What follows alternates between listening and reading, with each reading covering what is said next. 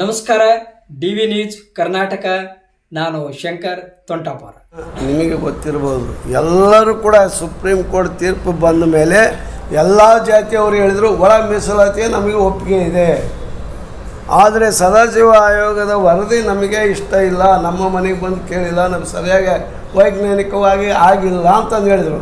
ಅದರಲ್ಲಿ ಕೂಡ ಕೆಲವು ದತ್ತಾಂಶಗಳು ಆದಿ ಕರ್ನಾಟಕ, ಆದಿ ದ್ರಾವಿಡ ಅಂತಕ್ಕಂಥ 7 ಲಕ್ಷ ಜನ ಬರೆಸಿರೋದ್ರಿಂದ ಇವರು ಕೂಡ ತಕರಾರು ಇದ್ದುದರಿಂದ ಇದು ಯಾವುದು ಬಿಡ ನಡಿ ಅಂತಂದೇಳಿ ನಾವು ಹೊಸದಾಗಿ ಸಮೀಕ್ಷೆಗೆ ಬಂದಿದ್ದೇವೆ. ಈಗ ಎಲ್ಲರೂ ಕೂಡ ಒಳ ಮೀಸಲಾತಿಗೆ ಒಪ್ಪಿದ್ದಾರೆ, ಒಪ್ಪಲೇಬೇಕು. ಸುಪ್ರೀಂ ಕೋರ್ಟ್ ಇದು ನಾವು ಏನು ಮಾಡಿದ್ದೀವಿ ಅಂದರೆ, ಯಾವ ಹಟ್ಟಿ, ಯಾವ ಓಣಿ, ಯಾವ ಕೇರಿ, ಯಾವ ಬಡಾವಣೆಯಲ್ಲಿ ಎಲ್ಲಿ ಬಂದಿಲ್ಲ ಅನ್ನೋದನ್ನು ನಾವು ಸ್ವಲ್ಪ ಇದು ಮಾಡ್ತೀವಿ. ಮೇಲಾಗಿ ಎಷ್ಟು ಕುಟುಂಬಗಳ ಮನೆ ಇದಾವೆ ಅನ್ನೋದು ಕೂಡ ಒಂದು ದತ್ತಾಂಶ ಇದೆ, ಅಷ್ಟು ರೀಚ್ ಆಗಲೇಬೇಕು.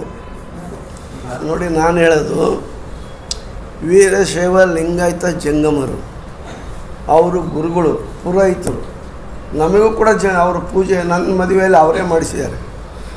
ಗುರುಗಳು ಸ್ಥಾನದಲ್ಲಿರ್ತಕ್ಕಂಥವ್ರು, ಅವರಿಗೂ ಬೇಡ ಜಂಗಮಕ್ಕೂ ಸಂಬಂಧನೇ ಇಲ್ಲ.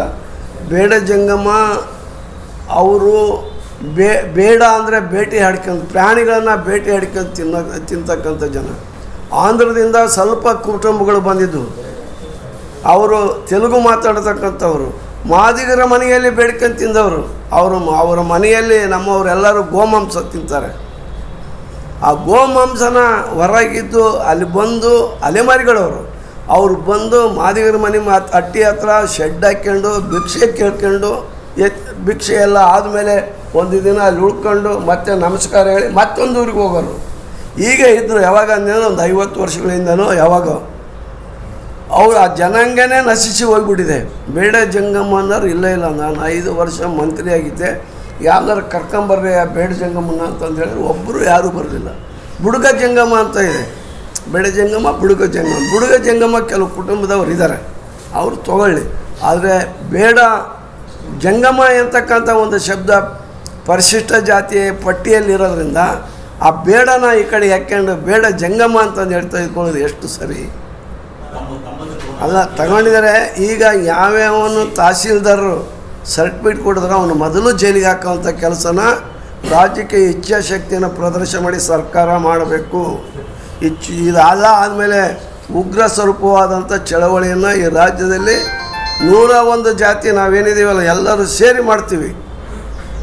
ಯಾರ್ಯಾರು ಮೀಸಲಾತಿ ಪಡಿತೀರೋ ಅವರೆಲ್ಲರೂ ಕೂಡ ಅದು ಆಗಲ್ಲ. ಆ ರೀತಿ ಮಾಡಬಾರ್ದು. ಯಾವುದೇ ಕಾರಣಕ್ಕೂ ಅವ್ರು ಏನಾದ್ರು ಬರೆಸಿದ್ರೆ ಪೂರ ಡಿಲೀಟ್ ಮಾಡಬೇಕು ಆಯೋಗದವ್ರು ಅಂತಲೂ ನಾನು ಆಗ್ರಹಿಸ್ತೀನಿ. ಅದರ ಜೊತೆಗೆ ಸರ್ಕಾರ ಕೂಡಲೇ ಬೇಡ ಜಂಗಮವನ್ನು ಶೆಡ್ಯೂಲ್ಡ್ ಕಾಸ್ಟ್ ಪಟ್ಟಿಯಿಂದಲೇ ತೆಗೆದು ಬಿಸಾಕಬೇಕು. ತೆಗಿಯೋಕ್ಕೆ ಕೇಂದ್ರ ಸರ್ಕಾರಕ್ಕೆ ಶಿಫಾರಸು ಮಾಡಬೇಕು ಅಂತಂದೇಳಿ ಕೂಡ ನಾವು ಆಗ್ರಹ ಮಾಡ್ತೀವಿ. ಹಾಂ ಹಾಂ ಹೌದೌದು ಹೌದಣ್ಣ. ಈಗ ನಾನು ಹೇಳಿದ್ನಲ್ಲ, ಅವ್ರನ್ನ ಶೆಡ್ಯೂಲ್ ಕಾಸ್ಟ್ ಪಟ್ಟಿಯಿಂದಲೇ ತೆಗ್ಸಿ ಹಾಕಬೇಕು.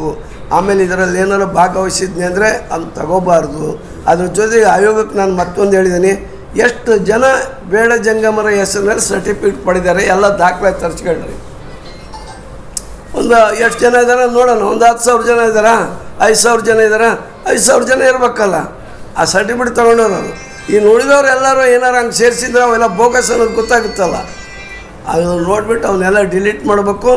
ಆಮೇಲೆ ಎಲ್ಲೆಲ್ಲಿ ಇದನ್ನು ಯಾವುದೇ ಒಂದು ಜಾತಿನ ಕೊಡಬೇಕು ಅಂದರೆ ಅವನಿಗೆ ಕುಲಶಾಸ್ತ್ರದ ಅಧ್ಯಯನದ ಇರುತ್ತೆ, ಅವನ ಜಾತಿಯ ಗುಣ ಇರುತ್ತೆ. ಬೇಡ ಜಂಗಮ್ಮ ಅಂದ್ರೇನು? ನೀನು ಮಾಂಸಾಹಾರಿನ, ಪ್ರತ್ಯೇಕವಾಗಿ ನೀನು ವಾಸ ಮಾಡ್ತೀಯಾ, ನೀನು ಅಸ್ಪೃಶ್ಯನ, ಊರಿಂದ ನೀನು ಹೊರಗಿದ್ಯಾ, ಸಮಾಜ ನೀನು ಅಲ್ಲಿಟ್ಟುತ್ತಾ, ಈಗಲೂ ಕೂಡ ನಿನ್ನ ಆ ರೀತಿ ನೋಡ್ತಾ ಇದೆಯಾ, ನಿನ್ನ ಭಾಷೆ ಏನು ಅಲ್ವಾ? ಏನು ಸರ್, ಇದನ್ನೆಲ್ಲ ನೋಡಿಕೊಡ್ಬೇಕು. ಅದನ್ನು ಬಿಟ್ಬಿಟ್ಟು ಇವರು ನಾನೇ ಮಂತ್ರಿಯಾಗಿ ಮಾಡಿಸಿದ್ದದು ನಿಮಗೆ ಗೊತ್ತಿದೆಯಾ?